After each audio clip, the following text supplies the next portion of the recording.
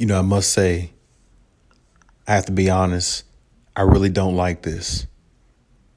And I'm not sure a lot of Clippers fans will either. And there might be some Clipper fans where it sits well with them rather than others. But the Clippers just let go of Patrick Beverley, Rajon Rondo, and I think Daniel Otro on the bench or something like that for Eric Bledsoe. Now, I want to be clear about something. Eric Bledsoe is a really good player. He's a really nice player. He has, he can play defense. I've seen a season or two where he's averaged close to 20 points a game. I've seen him as a starter in this league. He's been in the league several years. The thing that scares me with Eric Bledsoe is his gameplay in the playoffs. Time and time again, I've seen Eric Bledsoe in a playoff series where he just doesn't show up the way I think that he should or the way his talent says he should. Because he's always been a talented player. He's always had some really good moments. He's had one or two decent big paydays, from teams in the NBA where he's gotten, a big contract or two, but he never really fizzled out to the player that a lot of people thought he probably could have been. When you look at his talent playing both ends of the floor, he's not the best defender, but he will defend. He's not the best scorer, but he can score. So it's like, you have some pros there, but the biggest con that I see is his playoff numbers. I mean, I think he was shooting somewhere in the low 20s in the playoffs throughout most of his career. And I'm not saying that's going to happen, now with the Clippers, but the Clippers got to understand you just gave up Rajon Rondo, a player that has won a championship in this league. And I'm going to go on record by saying I didn't think Rondo played anywhere near his capability with the Clippers last year.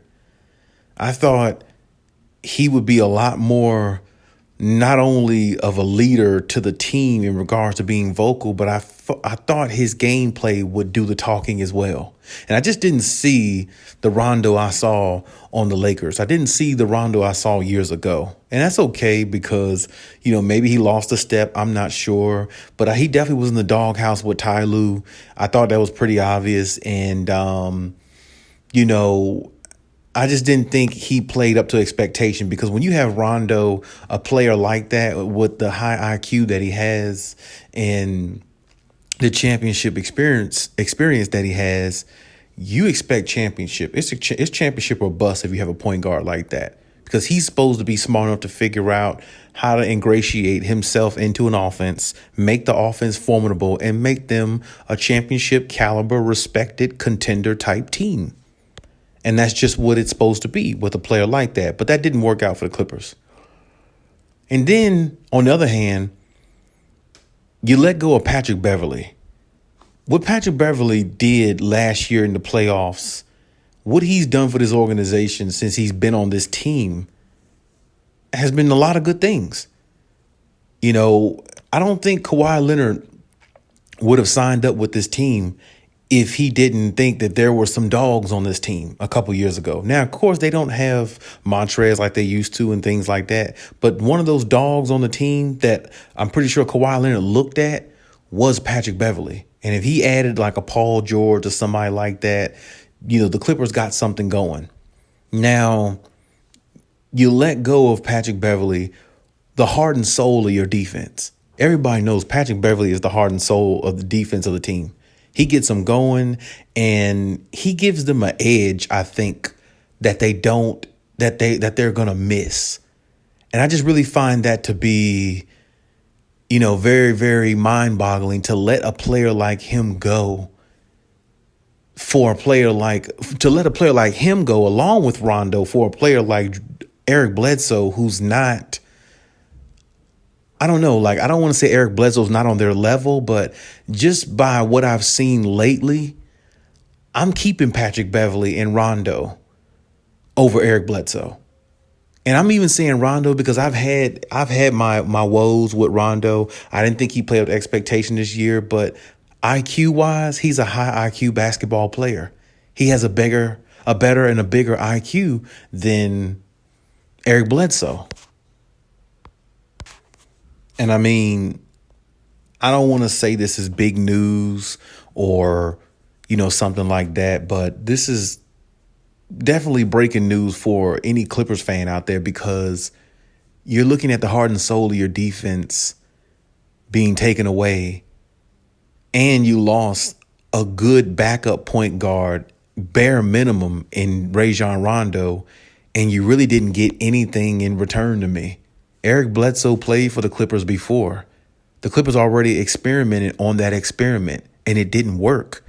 Eric Bledsoe has been on several teams in his career, and he hasn't really found a stable home at all, seem like. If every team is saying no on this player, then why are you saying yes when you're trying to win a championship? When you look at the Clippers are a team that is supposed to be built to win a championship. And if it's not about championship, then what are we talking about? I've said in my previous videos, I said before, if you're going to replace a player on the Clippers, it needs to be with somebody who can really help them in areas where they struggle. And I'm just not 100% sure if Eric Bledsoe can help them in areas where they struggle in the playoffs. Because Eric Bledsoe's Achilles heel throughout his career, for the most part anyway, has been the playoffs. He hasn't played well. He shot under 30% from shooting. And there's been times where he's been a turnover machine. And,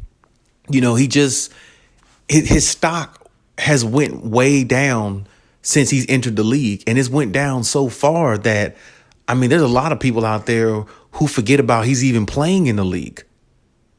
You might not look at it that way, but that's just the way you have to view it, because that's the truth.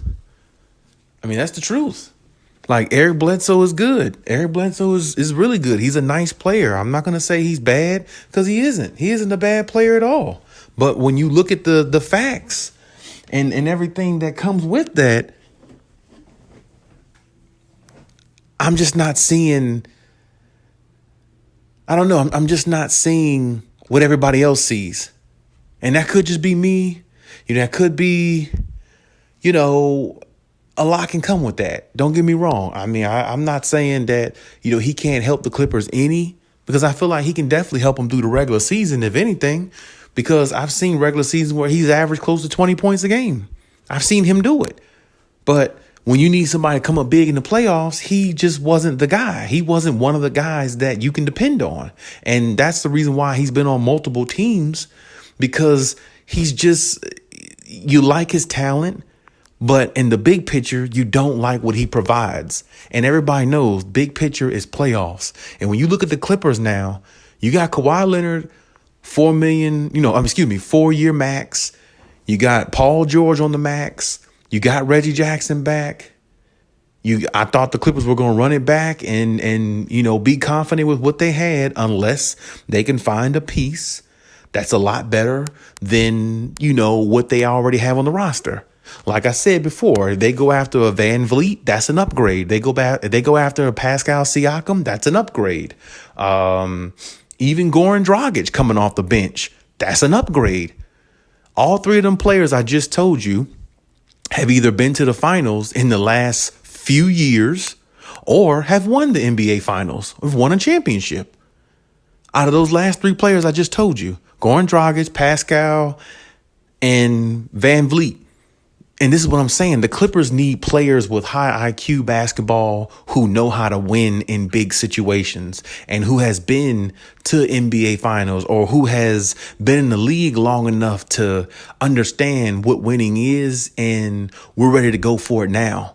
They can't go out and get players like Eric Bledsoe, a player that a lot of people, like I said, might not even really think about 99% of the time when they're talking basketball, and a player that's an afterthought just pretty much amongst any analyst or anybody that you can think of. I've never went on ESPN the last year or two and heard anything about Eric Bledsoe. I hear about a lot of role players, but he's just not one of the role players you hear about because he's so up and down and he's so I don't know. His talent is really too good for the output that he gives.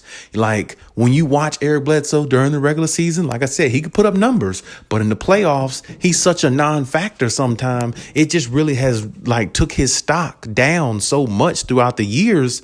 He's just not. I don't know. He's just not that type of player to me. And I don't really felt like the Clippers added championship DNA type caliber player when they added this guy, Eric Bledsoe. I feel like you took away championship caliber type play when you took away a Rondo. Even though I didn't think Rondo played that great last year, I still thought, Rondo is still a two-time champion. He still has won in this league. And you took your money and time to go out there and acquire him, and you got nothing out of that. And you let go of Patrick Beverley, the heart and soul of your defense, who really is the anchor. And really, if you think about it, Kawhi Leonard might not be playing no time soon. So Patrick Beverley might be your best defender on the team until Kawhi Leonard comes back. You could argue that Paul George is a good defender, but Paul George isn't the good defender that he really once was. He was a better defender, I think, in his Indiana days, maybe, a little bit of OKC, but I mean, Patrick Beverley is your best defender if Kawhi Leonard isn't there. So you let go of your best defender now that Kawhi is gone, especially, and the heart and soul of the defense and the heart and soul of the team, along with a two-time champion like Rondo, who can figure out his way once he gets comfortable. And now you broke up the team's chemistry a little bit for a player that's really unknown to a lot of people. I really just don't get the logic, and I just really don't see how Eric Bledsoe is going to put the Clippers over the top. The Clippers have to understand one thing as an organization. You have to find ways to help your team get over the hump. If you're not doing that, I promise you, it's all for nothing. And I'm going to tell you, Kawhi Leonard is looking at things like this. Like, man, I just signed a 4-year max deal, and they go out and pull a move like this, and we don't even know what Eric Bledsoe can bring to the team, because when he was on the team years ago, he was a nice player, but he wasn't somebody that helped them get anywhere. Now, I mean, like I said, you add him with Paul George and Kawhi, maybe he'll play better. I'm not sure. But I've said before, the Clippers, one of their Achilles heels or kryptonites is a true point guard. You could have kept Patrick Beverley, have him come off the bench, and trade Rondo and maybe another piece here and there, and got a player like, a Kyle Lowry, or, there was options. I know the Clippers don't have all the money in the world, but hey, it's easy to sell a lot of these players when you can say, hey, we don't have all the money in the world to give you, but we can make this, and happen, this, that happen. And hey, we can offer you this or offer you that, and you have a chance to play with Kawhi Leonard and Paul George and possibly win a championship. A lot of players are intrigued by that, by winning. And what I'm saying is, to me, this move just really doesn't make the Clippers better. And the Clippers need to make up for this by finding a way to get somebody else also. You can't just ride with Eric Bledsoe and think this is it. They're going to have to go out and find a way to get somebody else too. I mean, I don't know. Maybe the Clippers got a plan. We don't know. Maybe they got some, money saved up through the cap or something like that, where they can, do a blockbuster and land Damian Lillard or something. Who knows? I don't know what's going on, but I just really don't think this was a smart move. And I really think a lot of Clippers fans out there might agree with me.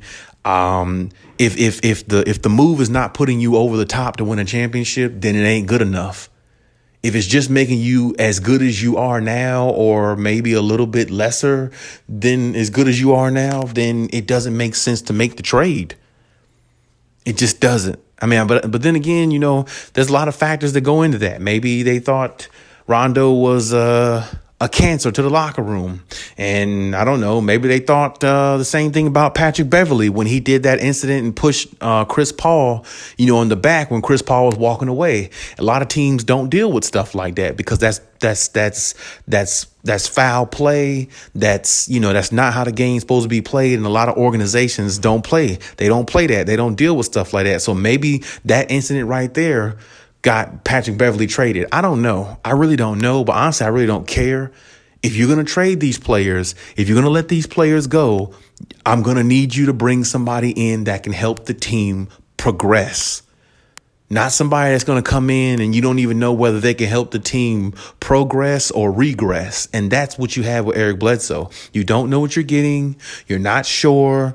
It's one of those situations where you're just kind of, taking a chance, seeing what happens and hope for the best. And I just don't think those type of moves are going to keep Kawhi Leonard and Paul George happy. I just don't see it. And if they do keep them happy, I'm all for it, whatever. But I don't think this move is definitely a move that's going to help you be a better team and win now. Because as constructed now, the Clippers are in win now mode. They're not win 2-3 years from now, 4 years from now. No, we got now the T-shirts, the logo, the image, the MO is we got now. So, hey, you got to make the right moves and you got to put yourself in position to be the best you can be. I mean, looking at the Lakers over there, they got older with Carmelo. They got older with Dwight Howard and, they added Westbrook, but those players are still better than Eric Bledsoe any day of the week. Nobody's taking Eric Bledsoe over any of them players, probably. You might take Eric Bledsoe over Dwight Howard, but Dwight Howard did help the Lakers a couple of seasons ago in the bubble win a championship. Dwight Howard does have a ring. Dwight Howard has been in the league a long time. Dwight Howard was once a superstar. Dwight Howard took the Orlando Magic to the NBA Finals some years back. So it's like Dwight Howard has some type of credibility where he can help a team in some type of way be, formidable. Dwight Howard can't score like he used to, but you know what he can do? He can still be a big body and protect the paint some. He can still get you 12 to 15 rebounds a game. He's still going to play with the energy that he used to have, even though he's not as talented as he used to be. But this is my point. If you're going to bring players on your team, they need to be players that can help, not players who, whether you don't know whether they can help or not, that doesn't make any sense. And like I said, right now, it's a question mark on Eric Bledsoe. Can he help the Clippers? Will he help them some? Will he be able to, kind of like assist them in ways that they didn't have when, with Patrick Beverley and Rajon Rondo? Who knows? I personally don't think so. I personally don't see the fit. I personally don't see how it's going to help them get any better. But, hey, that's my opinion. But, hey, leave any comments in the comment section as always. And, we could talk about it and let me know what you think. And, hey, Khaliis out.